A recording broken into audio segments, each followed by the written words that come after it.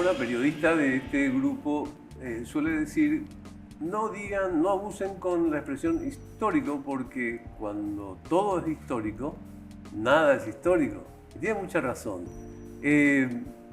A veces cuando vivimos el descorrer de los días y la agenda periodística nos ofrece los hechos desde la espectacularidad, porque hay una imposición de espectacularidad en este tiempo en que hay tantas voces y hay una vertiente de lo que se llama cierre continuo. En el pasado los cierres se producían una vez por día, ahora se producen una vez por segundo. Entonces gana la oferta el más visible del cardumen, ¿verdad? Y en ese sentido vivimos vinculados a una sociedad que recibe una cantidad inmensa de información y además rotuladas todas como extraordinarias. Por eso es importante recurrir a las ciencias y a los científicos, a la historia y la sociología para entender si lo que nos pasa son síntomas que se corresponden a un eco del pasado y de cómo estos hechos tienen que ver también con la sociedad.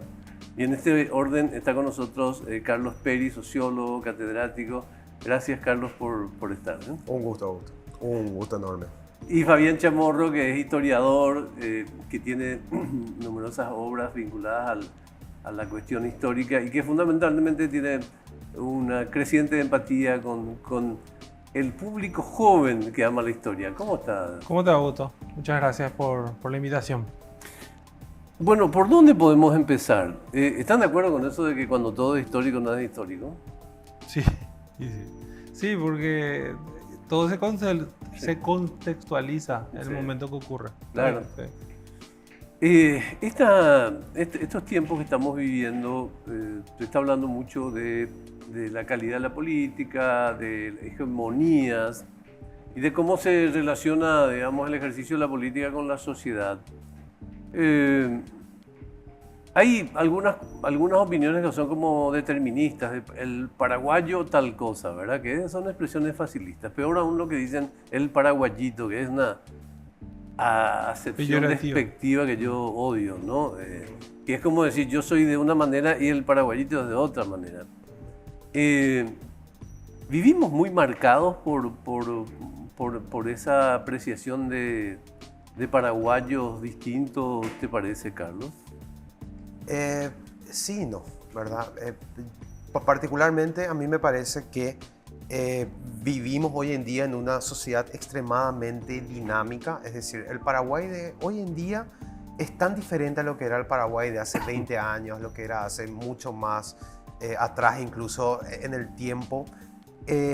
Como nunca también estamos viendo cómo la globalización, los medios de la globalización, la tendencia que traen consigo los elementos de la globalización, vienen a establecer no una población más heterogénea, sino una población que tiene intereses o que tiene perspectivas o que tiene ambiciones mucho más allá de lo local.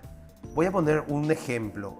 Cuando me voy a hacer los estudios de narcotráfico en las comunidades campesinas, los niños del colegio tienen su teléfono celular, son smartphones, están constantemente en redes sociales y tienen totalmente otro pensamiento al que tienen los padres. Es decir, los padres tienen un pensamiento más local, pero los niños tienen un pensamiento ya más mundial, un pensamiento más global. De la aldea al universo. De la aldea al universo. Es decir, yo creo que más que nunca en Paraguay se están dando dos procesos. Un proceso de continuismo, que es propia de una generación a lo mejor que está situada entre los 40, los 50, los 60 para arriba, pero también un proceso discontinuo que viene un poquitito a innovar en perspectivas, en formas de pensar, incluso en conducta política que se está engendrando en esas generaciones mucho más jóvenes, que son más jóvenes, entiéndase, niños de colegio o personas que hoy se están insertando en el sistema universitario. Probablemente el hecho curioso ahí es que procesos de universalización que se tenían que dar a través de la escuela se han suplido por vías de la tecnología, ¿no? Ese es el dato también, ¿no? Ese es el dato y te muestra por sobre todas las cosas cómo muchas instituciones que antes eran los elementos de socialización, hoy en día están quedando atrás. Entiéndase, antes el elemento en el cual el chico socializaba o tenía su segunda socialización después de la familia, ¿cuál era? Era el colegio.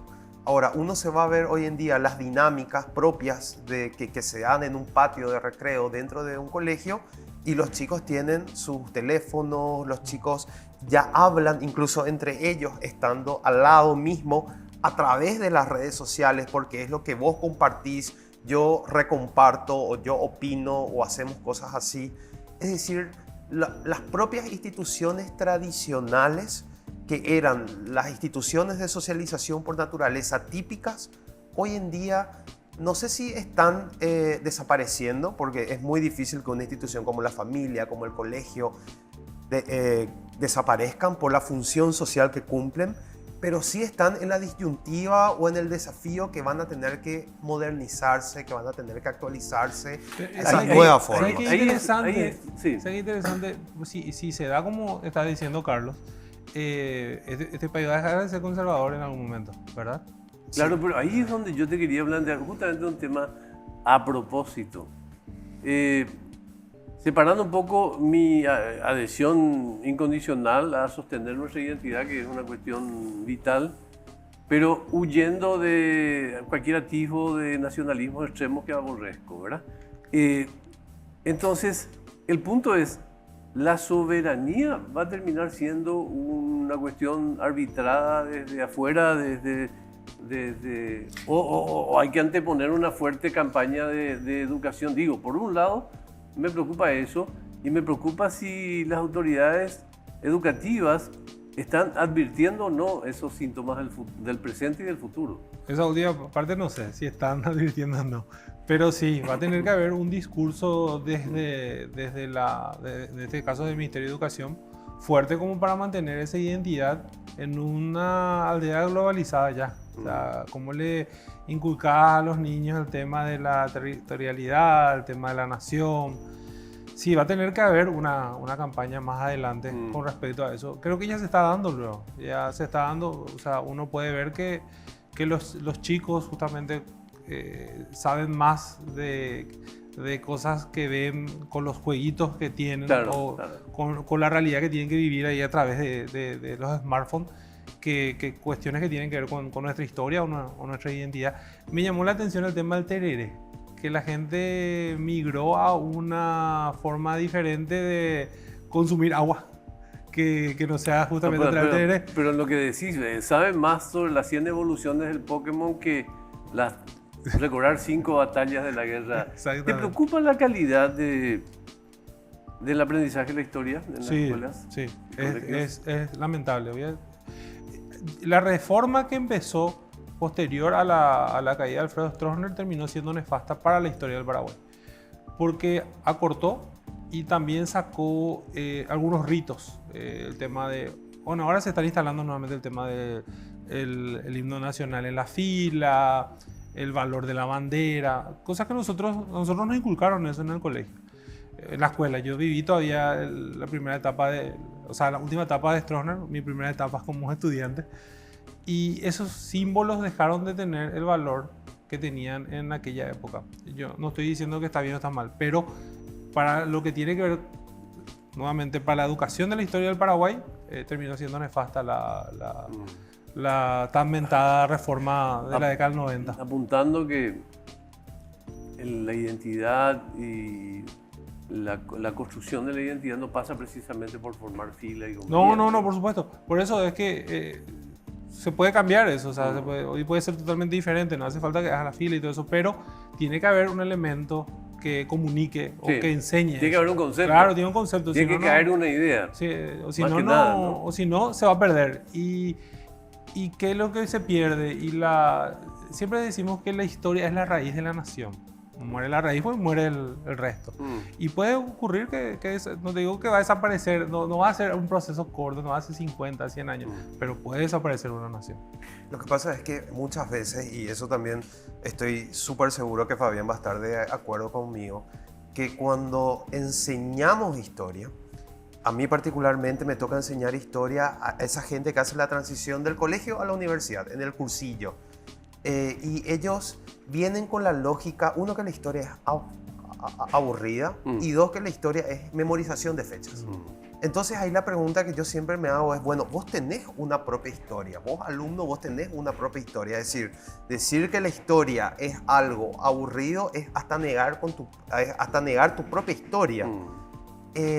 El gran problema que yo veo hoy en día a la historia, y también se conecta con toda esta cuestión de la construcción de la identidad, es que nos enseña la historia desde una perspectiva crítica. ¿Y a qué me refiero con crítica? Yo no me refiero necesariamente a un revisionismo o a una posición ideológica revolucionaria, no, sino a entender la historia como procesos. La historia, a lo mejor el 14 y 15 de mayo fue el primer grito de libertad que hicieron los mestizos paraguayos contra Velasco, pero eso tuvo un proceso anterior que justamente te muestra esas tendencias que marcan a la población, de que te ayudan a tener una visión crítica, o, si no queremos utilizar el término crítico, analítica de los hechos. Bueno, eso es lo que falta, unir lo analítico con la realidad. Una de las cosas que me pregunto siempre es si somos conscientes, y quizás de tu disciplina se tenga mayor conocimiento al respecto, de que somos un país diverso. El paraguayo, no sé si por su condición de país unitario, tiene una tendencia a la homogeneización. O sea, en Paraguay somos así, en Paraguay nos gusta el boriborí.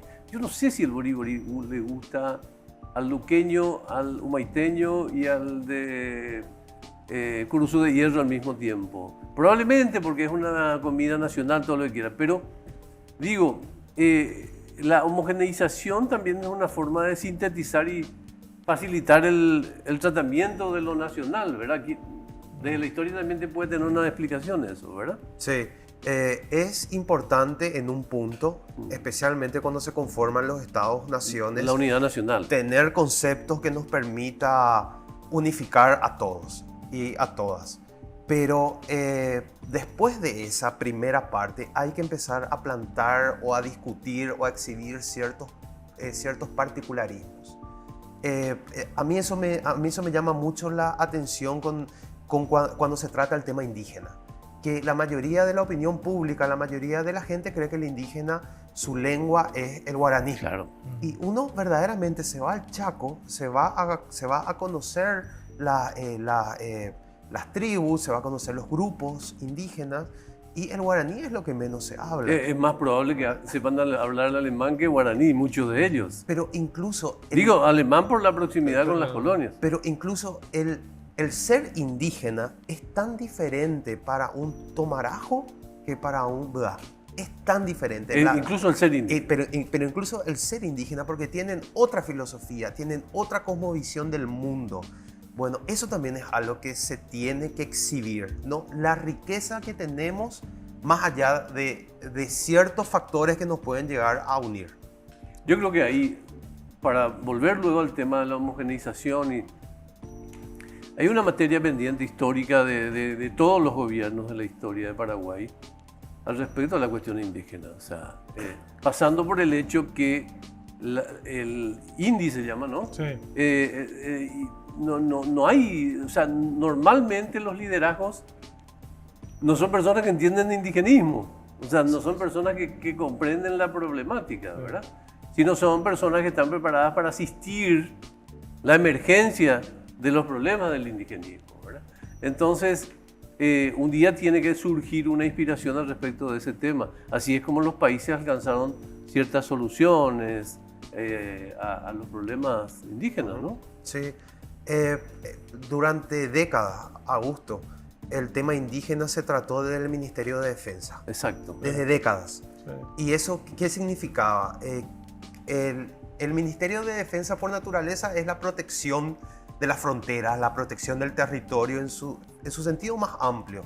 Si el Ministerio de Defensa se encarga de la cuestión indígena históricamente en el Paraguay como lo fue, entonces estamos hablando de qué visión entonces del enemigo se tenía, del enemigo interno. Pero hoy año 2024, si te plantaras frente a un desfile militar, en el desarrollo, en el speech histórico de los destacamentos, vas a encontrar que algunos de ellos fueron fundados para combatir a los belicosos. De hecho, en la Guerra del Chaco hay un genocidio. Las parcialidades que vivían en la zona donde mayormente se combatió, que justamente es la zona que está alrededor de las colonias, en la primera etapa de la guerra fueron exterminados por ambos ejércitos. Ambos ejércitos terminaron matando cientos de indígenas, porque era un enemigo común.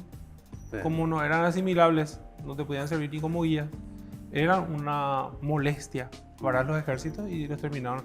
Por eso es que, y preocupante, en la década de 1960 es que lo que es la entidad que hoy conocemos como INDI dependió con otro nombre del Ministerio de Defensa. Esos que, cuando esos estaban a la cabeza del Ministerio de Defensa, habían combatido la Guerra del Chaco y habían colgado indígenas. Hay fotos de indígenas colgados, indígenas fusilados, o sea, ellos participaron de ese proceso de limpieza que hubo en el Chaco y ellos fueron los primeros que se encargaron de proteger Claro. al resto de las parcialidades. Situación que se dio en otros países con una hazaña fuera de toda consideración, digamos, de adjetivo, incluso como Argentina, donde hubo campañas de exterminio. Eso siglo XIX. Sí, Nuestras campañas de exterminio son del siglo pasado nomás. Sí. ¿Cómo se llama la parcialidad que sufrió un genocidio en la época de Stroessner? No sé si eran los Macá, pero era en la región oriental. No estoy recordando ahora la parcialidad que sufrió también un genocidio para sacarle sus territorios, claro. Entonces, eso ocurrió también en el siglo pasado, hace poco nomás, durante la época de Stroessner, la época dura en la que justamente empieza el reparto de tierras a través de otras instituciones. Es increíble. Incluso he tenido para que ese para mí es el testimonio más fuerte de lo que te marca hoy en día lo que es la dinámica indígena. He tenido la posibilidad de conocer una parcialidad que te dice: nosotros no nos reproducimos más. Con nosotros muere. Es decir, nosotros nos damos cuenta que nadie nos quiere, que nadie nos ayuda, que no tenemos oportunidades de un mejor futuro. Entonces, esta parcialidad, esta familia, este grupo indígena, ya no, es decir, ellos llegaron a un consenso dentro de su comunidad, una eutanasia que étnica. ya no se reproducen más, pero ellos mismos tomaron la decisión. ¿Por qué? Porque se dieron cuenta que el futuro que tienen es tan hostil que no quieren que sus hijos pasen por lo mismo que ellos están pasando. Pero no, esta cuestión no se corresponde solamente con, digamos, la indiferencia de autoridades, sino de la sociedad en general. La sociedad no tiene a la comunidad indígena como una cuestión con la que solidarizarse, ¿verdad? No es parte de nuestra... yo digo, la percepción salvo núcleos de gente vinculada a la ciencia o a los estudios, ¿verdad? No tiene, y además también utiliza calificativos para insultar. Muchas veces cuando uno quiere tratar de incivilizado a alguien, se refiere a eso, o uno escucha también en el volante cuando está manejando cómo se utiliza esas cuestiones. Es cuestión de ver, o sea, yo sinceramente cada vez estoy más lejos del tema de redes sociales, pero la reacción de la gente ante el cierre de la calle Artigas por las parcialidades y la reacción de la gente. O sea, no hay un medio consenso es repudiarles. No son paraguayos ellos no son parte no son parte de lo nuestro. Es increíble eso. Y realmente la tierra es de ellos son los que ancestralmente están a ellos le comimos la tierra. Exactamente.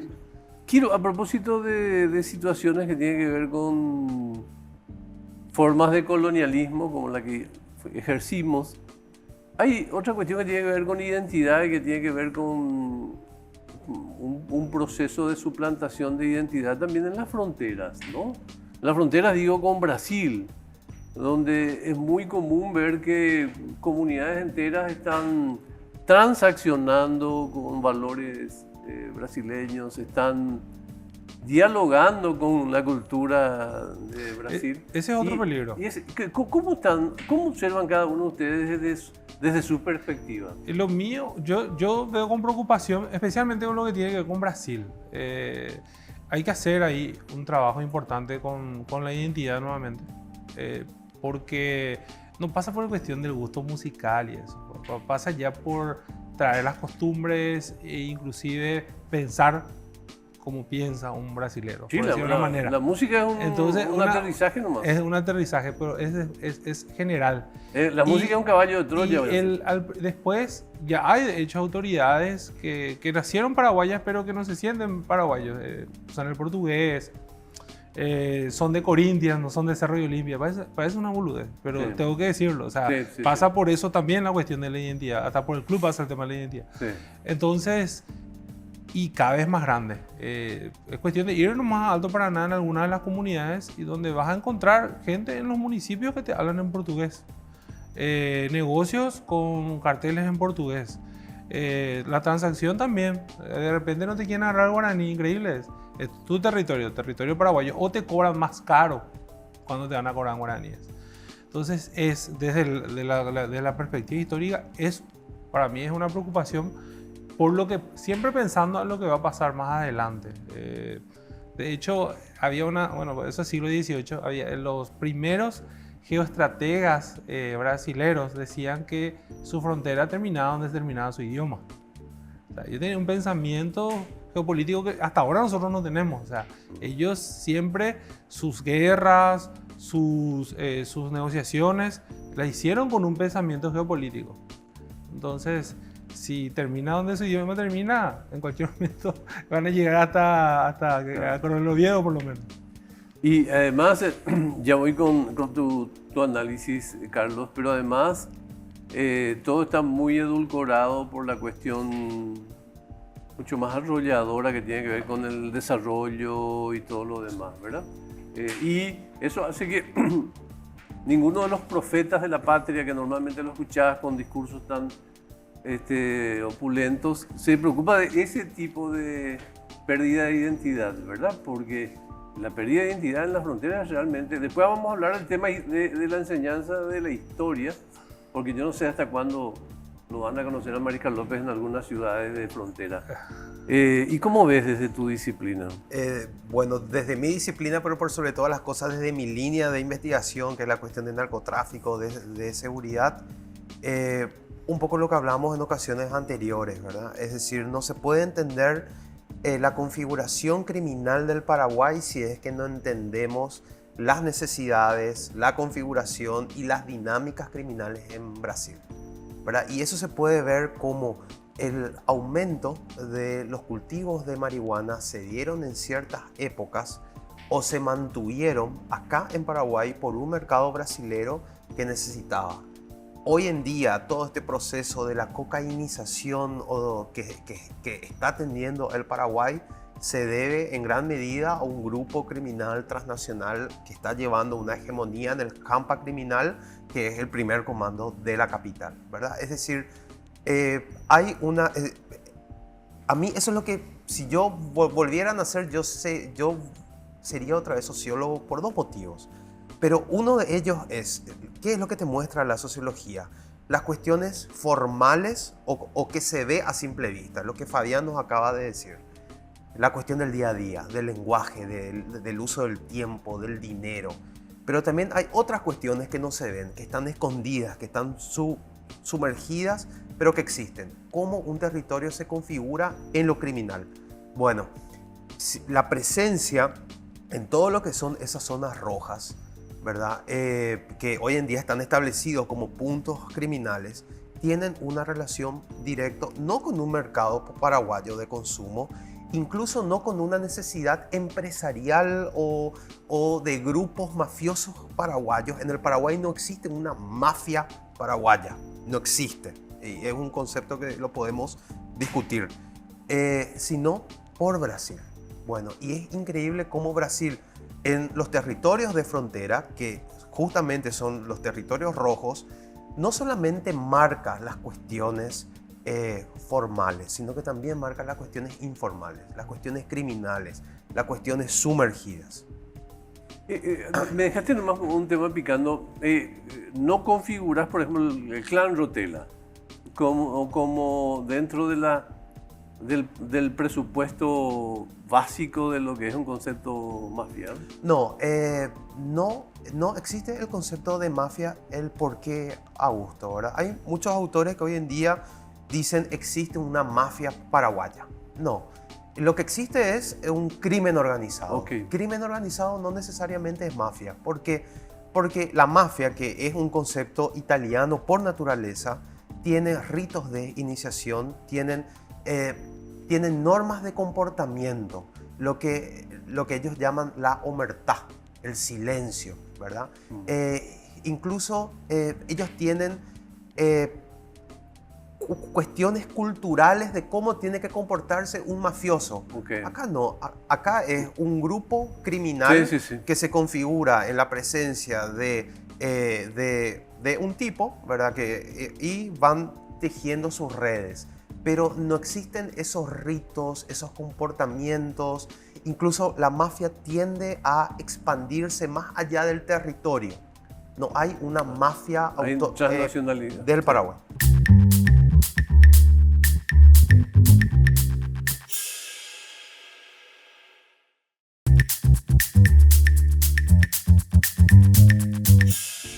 ¿Y qué implican esas fronteras con Brasil al respecto de este punto en particular del ingreso? Porque se puede suponer que estas organizaciones no actúan precisamente en la primera ciudad de frontera que encuentran, sino ingresan a Paraguay si están incluso en sus penitenciarías. Pero, ¿qué rol juegan las fronteras en este contexto? Juegan mucho porque históricamente, y al decir históricamente nos tenemos que situar desde un proceso que empezó fácilmente hace 60, 50 años atrás.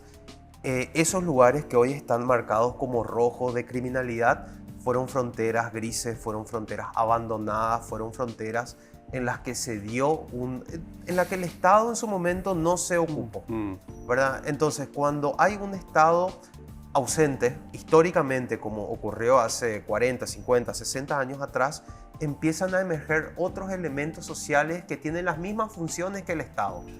¿Qué es el patrón del narcotráfico en Canindeyú? No es solamente un narcotraficante, es un tipo que da trabajo, es un tipo que da seguridad, es un tipo que da mejor perspectiva de vida para la gente que él quiere que esté en esa dinámica. Bueno, ¿por qué se da eso? Bueno, se da eso porque históricamente se abandonaron ciertas zonas, se dejaron a las dinámicas libres de las fronteras, se construyeron las fronteras grises y ahí se convirtió en un lugar en el que aparecieron otras figuras que cumplieron el mismo rol que el Estado. ¿Y te da temor en términos de identidad histórica esas ocupaciones fácticas Y al no haber Estado, sí. O sea, el Estado es ahí el crimen organizado. O sea, ahí el que cumple la función del Estado. Y a ese tipo de Estado no le interesa ni identidades, no le interesa. O sea, nada, es un territorio que tienen para hacer negocios. O sea, no. Y es cada vez más grande. O sea, hay que decir eso también. O sea, hay una lucha frontal del Estado paraguayo. Todavía no tenemos una guerra y espero que no ocurra. Pero el día que esta gente se le ocurra armar a los bañados, tenemos 120.000 bañadenses en Asunción, desde el bañado Caracará hasta Santa Ana. El día que le comiences a dar M16 y estos puntos 6 para echar aviones, ahí es que vamos a estar en un problema que no va a ser solamente en la frontera, va a ser acá también. Ahora, Fabián, este tema de la enseñanza particular, volviendo a la historia a la identidad desde la historia. ¿Tenés información sobre la calidad de la enseñanza de nuestra identidad en esas regiones? ¿O tenés percepciones o temores?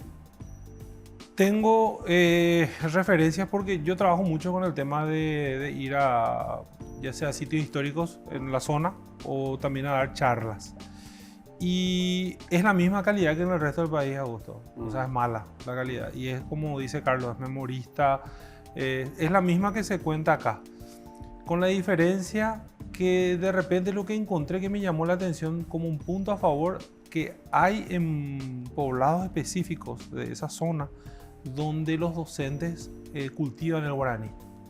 Eso lo veo como algo positivo. Pero como calidad de educación de historia en general de Paraguay es la misma. Yo me voy a dar una charla con un material audiovisual y los chicos se quedan maravillados, pero yo me voy a ir una vez y me van a ver una vez en la vida. Después se vuelve a la dinámica del profesor aburrido y salen odiando y salen sin saber nada. Por eso que este periodista que de repente te va y te agarra en el desfile y te pregunta qué se festeja el 14 y 15 de mayo, es porque no retienen esa información. No retienen porque la memoria no es suficiente. Claro. O sea, la memoria está ocupada en otros temas. Y tenés Ahora, que... el idioma, el reemplazo del idioma no se da, o estás viendo... Se da por sectores. Hay sectores donde ya penetró completamente el portugués y hay sectores donde hay una especie de defensa que las comunidades crean con el idioma guaraní, más que con el castellano. Sí, y me llamó la atención que hay comunidades donde de repente te hablan en portugués y en guaraní. Pero nuestro arquero suplente era... Él era de esa zona y justamente... habla el guaraní y el portugués. Entonces te llama la atención sigue esa dinámica. el guaraní, impresionante, ¿no? Y coste que al guaraní, creo que habíamos hablado en un momento, fue perseguido desde nuestra independencia nacional hasta ahora. El guarango, el famoso guarango. Sí. Pero finalmente, reitero, en esas condiciones de temperatura y humedad adversas, el guaraní resiste y está presente. Estaba pensando en una frase que se usó al principio de la transición en los debates, que se decía, somos una sociedad democrática con bolsones autoritarios o somos una sociedad autoritaria con bolsones democráticos. ¿Ustedes cómo ven desde perspectiva histórica y sociológica el ayornamiento, la incorporación de los valores de la democracia? No hablo de las autoridades, hablo de la sociedad. Yo tengo cierto optimismo respecto del tema, no sé si comparten. Yo voy a hacer el proceso histórico y Carlos puede explicar la sociedad. Sí. Paraguay tiene una vía democrática muy tardía. Los primeros gobiernos posguerra de la Triple Alianza no fueron democracias, fueron regímenes oligárquicos. O sea, hay que ser sinceros, no había elecciones ahí. Revoluciones, candidato único, revoluciones, candidato único. La primera elección fue la de 1924, que fue la que enfrentó estamos a Frei. Hablando de 1870 al 24. Son 54 años después. Que termina ganando, 1928, que termina ganando José Peguyari. La primera elección bipartidista que se da. Anteriormente fue todo revoluciones, golpe de Estado y candidatos, cada uno en su junta. 4 paredes, 5 tipos. En serio, una elección. Uno de los candidatos presidenciales de la década de fin del siglo XIX se tomó entre 14 personas. Se juntaron ahí, este va a ser. O sea, ahí no puede hablar de democracia.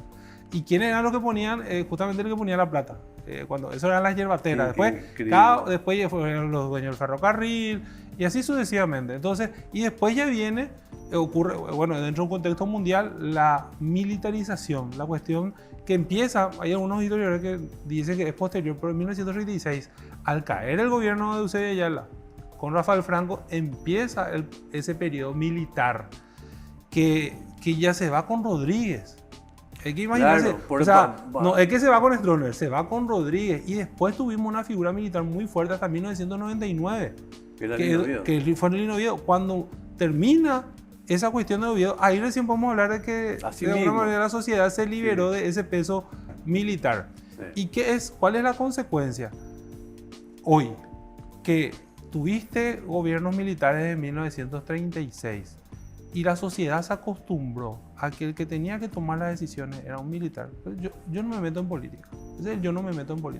Esa es una consecuencia de ese pensamiento que tiene mi papá, Sí, no, hay que meterse en eso. que Eso es aún- algo que... que es aún más fuerte que el paternalismo, porque Sí. tiene que ver casi con la sumisión a determinar. Entonces, de democracia podemos hablar ahora. Este proceso que empieza con, qué sé yo, vamos, para poner una línea de tiempo, con osmosis, digamos, que empieza. Hasta hoy debemos ser la democracia más joven de Latinoamérica tranquilamente. Bueno, sí. Bueno, ese es históricamente. No, pero interesante incluso, me metí una curiosidad antes, Sí.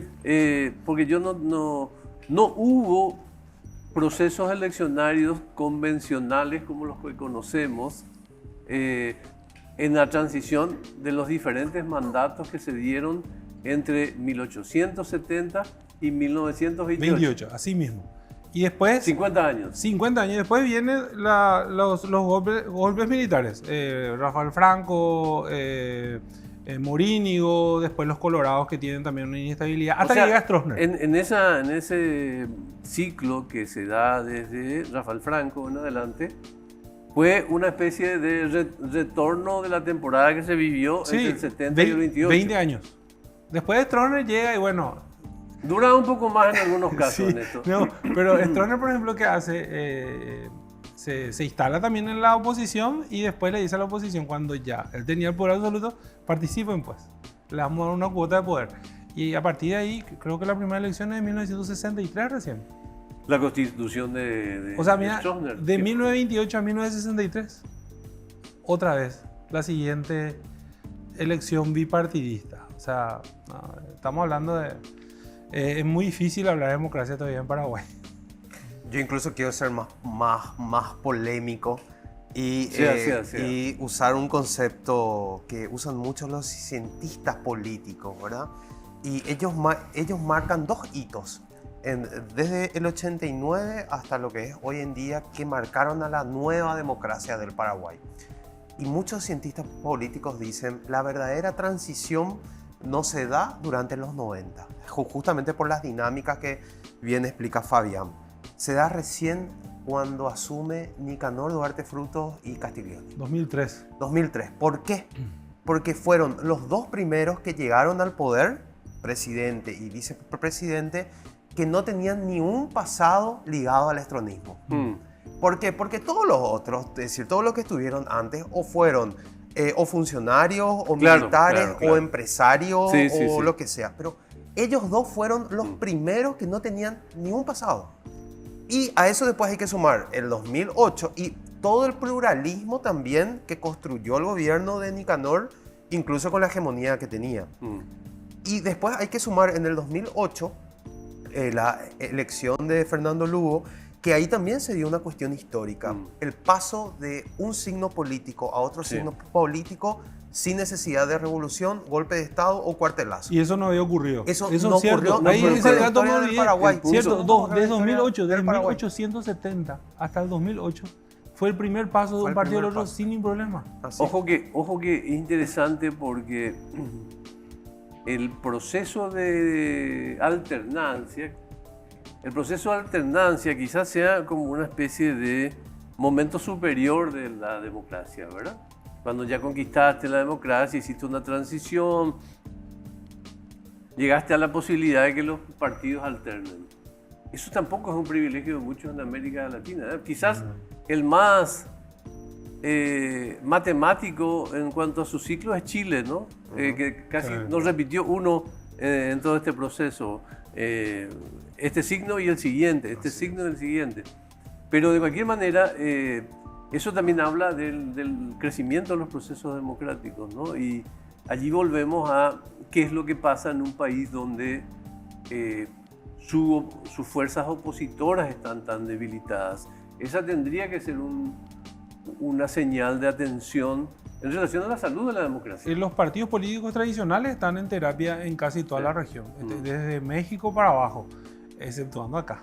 Exceptuando Acá acá, tenés sí. un partido colorado que parece hasta invencible, por lo menos Pero a corto de plazo. repente también te aparecen como AMLO un liderazgo, digamos que en Casillas, donde Canciller era un liderazgo tradicional, ¿verdad? Sí. Pero con muchísima fuerza y con componentes nuevos, ¿verdad? Se dan, no es ni antisistema, no es ni pero es lo que es y tuvo una popularidad altísima hasta despedirse, ¿no? Sí. Y bueno, y hay que ver cómo repercute eso en Paraguay en algún momento. Me llama la atención, en serio, en Uruguay el tradicionalismo era el blanco y el rojo, y ahora el blanco es parte del gobierno, pero dentro de una alianza, por ejemplo. Y después el tema del PRI. El PRI 70 años de hegemonía también tuvo, y ahora es tercera fuerza en México. Y así tenés... Y bueno, la dinámica de Argentina también es un poco diferente porque el justicialismo sigue siendo muy fuerte. Hay que ver cómo va a llevar esta temporada de oposición, y hay que ver si después vuelve a pelear por el gobierno. Después la cancelación no es la palabra. Cancelación es una de esas palabras que yo debo quejarme porque fue confiscada por las redes sociales, ¿verdad? Fue resignificada por las redes sociales. Ya cuando hablo yo de cancelación, hablo de una cancelación analógica todavía, ¿no? De cuando los procesos terminan, no cuando alguien comete un error y ya no le dan bolas en las redes. Un proceso que también terminó es el debate político, el debate ideológico, ¿no? Desde aquellos debates del 1900, bueno, eran otras cabezas, ¿no? No, pero y yo creo que justamente el periodo que dice Carlos, puede ser que haya habido otro. ¿Cuál fue el periodo con mejor debate político en Paraguay? No, para mí que termina el debate político en Paraguay durante el periodo de Nicanor. No, pero digo, tomando mejor, toda la historia. Y no. ¿Podrían ser los novecentistas? No. Ellos eran más periodistas que otra cosa, o sea, escribían muy bien. Pero el debate se centraba en la política también, ¿no? O sea que se centraban mucho en el tema, sí, política económica. Eso me llama la atención. Ellos se centraban mucho en el tema de problemas con la yerba mate, problemas con el tema de la moneda, o sea, había mucho debate sobre eso. Pero político así, yo creo que empieza también después de la caída de Stroessner, en donde vemos estos caudillos, por hay que decir con su nombre, como Argaña, como Lino Oviedo, que encima hablaban el idioma del pueblo. Bueno, Argaña no, pero Oviedo sí. Y ahí por el lado de los liberales, por ejemplo, Yoyito Franco, hay una figura que se puede rescatar. Sí, después también. Los exiliados que trajeron muchísima calidad en el al debate, ¿verdad? Perdón, te estaba por ceder la palabra ahí. Estábamos hablando de este tema de cómo se estaciona en las comunidades el debate político. ¿Las personas hablan de política o los que hablan de política son los medios de comunicación? No, son los medios los que hablan más de política que las personas, ¿verdad? Es decir, yo incluso creo que las personas al fin y al cabo están en la subsistencia cotidiana, ¿verdad? Y acá vamos a regresar otra vez al comienzo, ¿verdad? El Paraguay que está en procesos continuos y discontinuos, que está sufriendo, que lo local sufre procesos de globalización. Bueno, ¿cuáles son los procesos de globalización? Es la precarización en el trabajo, es decir, uno tiene que tener más de un trabajo para sobrevivir. Es que cada vez hay menos tiempo para el ocio, para el disfrute personal, porque en definitiva todo el día estamos trabajando. De que el poder adquisitivo de las personas baja porque el salario baja. Eso no es solamente una cuestión de Paraguay, es, como siempre digo, estas tres cuestiones son cuestiones globales. Bueno, entonces las dinámicas de las personas hoy en día es más de subsistencia. Pero a eso también hay que ver otra cuestión, que va a sonar conspiranoico, pero no lo es, que es algo que estudios sociológicos muy serios de hoy en día lo tratan.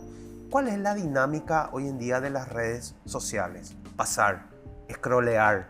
Uno nunca se centra en un tema. Y si uno nunca se puede centrar en un tema, uno nunca puede entrar a profundidad en ese tema.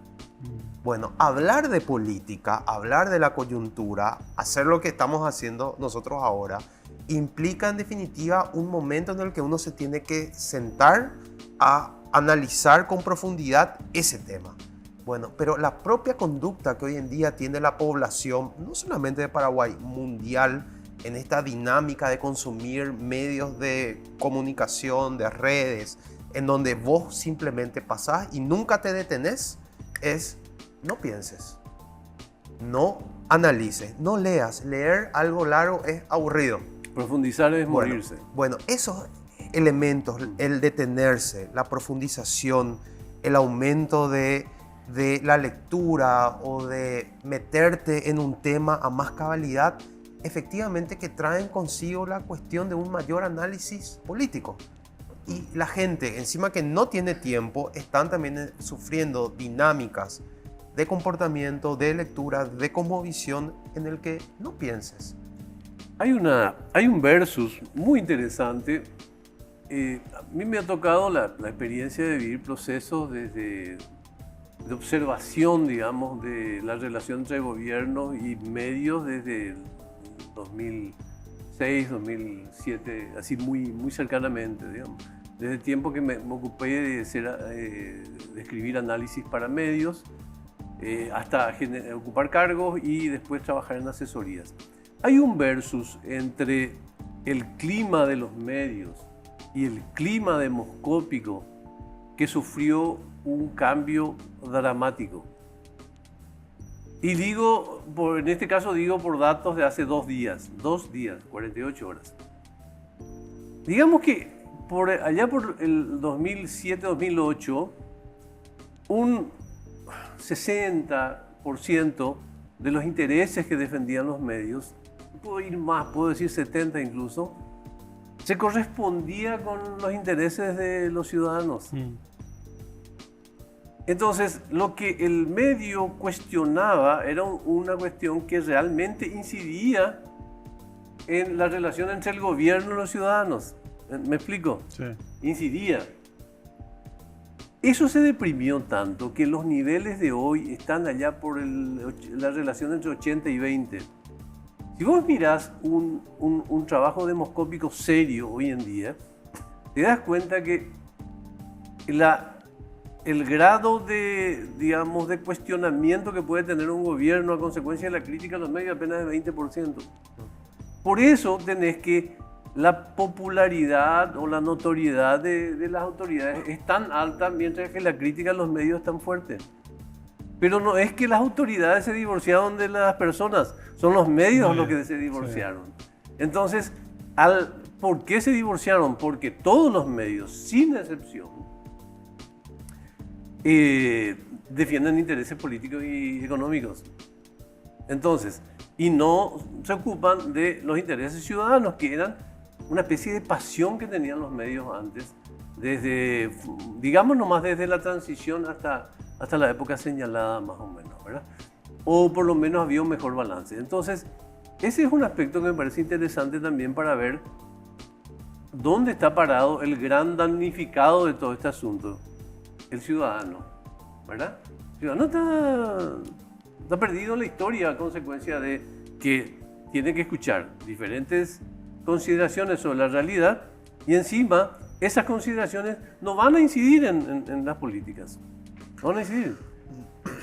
Yo creo que la realidad que hoy muestran los medios de comunicación está muy alejada de lo que es el día a día de los ciudadanos, ¿verdad? Hay muchos que de forma burlona, ¿verdad? O crítica burlona dicen, es que no son luego medios de prensa, son medios de empresa, dicen, ¿verdad? Pero eso, aunque parezca una burla, tiene algo interesante, ¿verdad? Es decir, vamos a salir de Paraguay, ¿verdad? Para no localizar a nada, ¿verdad? Ojo, quiero puntualizar que cuando yo hago el balance, incluyo el medio donde yo estoy conduciendo el programa. Claro. Perdón. Pero en todo el mundo se ve que ya no es más un medio de prensa que es dueño de un diario histórico o de una radio histórica, sino que detrás de eso hay un montón de empresas, hay un montón de actividades económicas muy diversas. Entonces, la posición del medio muchas veces es bajo los propios intereses del dueño de ese medio, ¿verdad? En Argentina eso se ve muy bien con Clarín, ¿verdad? De hecho, lo que hace el kirchnerismo, especialmente el gobierno de Cristina, era combatir esa idea de ellos denotan un poder que es el poder del medio y todas esas cuestiones, ¿verdad? Es decir, hay muchos intereses No, detrás. claro, claro. Es nomás muy desaconsejable que los gobiernos se enfrenten a los medios de comunicación, porque a la luz de las situaciones actuales no necesitan enfrentarse. Reitero, porque hay la crisis que se generaba hace 20 años, 20 años. era una crisis de desconexión de las autoridades con los ciudadanos a consecuencia de la influencia que tenían los medios de comunicación. Hoy ese fenómeno no existe, o sea, o se redujo en un 70%. Quiero aprovechar al máximo vuestro tiempo, tengo muy poco tiempo ya, creo que son 5 minutos. Así es, ¿verdad? La tiranía no solamente es la historia, ¿verdad? Sí, la tiranía de los tiempos, de la tele. ¿Ahí te parece, digamos, en el curso de la historia, o sea, la gente habla de historia en términos de que ella sea un elemento práctico para su vida, o ese divorcio está muy presente? El divorcio está muy presente. La historia es algo que no... ¿De qué te sirve? O sea, yo veo eso, recuperemos un sitio histórico. ¿Para qué?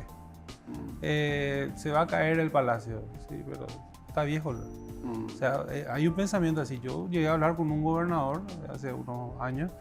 Le dije, nos fuimos a abogar por una escuela que se estaba cayendo, encima con una arquitectura única en todo el país. Sí, está viejo. Hay que ver el progreso. Esa es la respuesta. O sea, ese es el ejemplo nada más, pero ahí está totalmente disociada la sociedad del tema histórico, que no tiene que ver con el relato nomás. Tiene que ver con los elementos, los sitios históricos, los monumentos, sus documentos, totalmente disociados. Entonces, ya no molesta. Nosotros sabemos que hay documentos apócrifos por todas partes y la gente lo vende y a nadie le importa. Entonces nosotros desde instituciones académicas podemos quejarnos, pero como a la gente no le importa, entonces se queda ahí. Así que creo que con eso te respondí. ¿Y cómo está la investigación, que es algo que es fundamental para la historia de los pueblos? La investigación científica, la investigación académica. Hoy en día tiene una visión que está muy enfocada a lo que son las ciencias naturales, la ingeniería, la química, la medicina. Hoy en día hay una mentalidad que el progreso está cultivando esa ciencia, y nadie niega a gusto que así no sea, ¿verdad? Pero automáticamente intentan desprestigiar o reducir al mínimo las ciencias sociales, ¿verdad? Es decir, ¿para qué vas a hacer una investigación en sociología? ¿Para qué vas a hacer una investigación en ciencias políticas, en historia? Augusto, eso se ve también en la tasa de matriculados por año que tienen las pocas universidades que enseñan esas carreras. Cada vez se sigue menos historia, sociología, ciencia política, porque se estableció un discurso que eso también se refleja en la investigación científica, que es: el futuro está en las ingenierías. Y efectivamente que mucho de lo que es la innovación tecnológica está en las ingenierías, está en la programación, pero ¿de qué te sirve eso si no tenés el pensamiento crítico? Si nadie estudia el comportamiento social. Hay un libro, hay un texto genial de Max Horkheimer, que él dice: ¿qué fue Auschwitz? Dice él: Auschwitz fue el avance tecnológico de la época sin pensamiento humanista. Es decir, porque ¿cuál era el pensamiento, cuál era el avance tecnológico de la época? El alambre de púa, la muralla, usar ciertas sustancias para asesinatos masivos, pero ahí no existía el humanismo, ahí no existía el pensamiento crítico, ahí no decía nadie que diga: no, señores, esto está mal. El mejor reflejo de la semana de ese discurso es el señor que dijo: ¿para qué queremos hospitales en el interior si ahí nadie nos va a...? O sea, cuando el humanismo se divorcia de la política, estamos fritos. De la política, de la academia, de la investigación y de todo. ¿De qué nos sirve tener ingenieros? ¿De qué nos sirve tener químicos, bioquímicos, si es que no tienen ese pensamiento crítico, social, humanista, que solamente te pueden dar un país en el cual se cultiva también las ciencias sociales, ¿verdad? ¿El por qué? Porque vamos a tener en un punto grandes programadores de de software que no van a tener ningún problema en programar algo hasta que incluso atente a lo que es nuestro propio fin, a lo que es nuestro propio progreso, ¿verdad? Yo simplemente hago lo que se me pide, yo simplemente ejecuto esto. Bueno, ese es el problema. El problema es cuando nos olvidamos de la crítica, de la alterna perspectiva, del humanismo, y eso solamente te da las ciencias sociales. La gente hoy piensa mucho en lo cuantitativo, pero se olvida de lo cualitativo. Sí, bueno, eso también quiero trasladarle a la directiva de mi querido Club Cerro Porteño. ¿De qué club sos, Carlos? Cerro. ¿Y vos? Olindio. Bueno, anotá para la próxima convocatoria. Muchas gracias por vuestro tiempo. No, gracias a vos. Que sigan bien. Muchas gracias. Con Basa al fin vas a hacer todo lo que siempre quisiste. Conocé su préstamo personal con cuotas desde 35.000 guaraníes por millón, con un desembolso mínimo de 5 millones y un plazo de 48 meses. Arma tus maletas, cambia todo tu armario, cómprate la última PC para jugar o equipate con la mejor tecnología. Para más información, podés contactar al WhatsApp 021 618 7070. Basa, cuando quieras, estamos.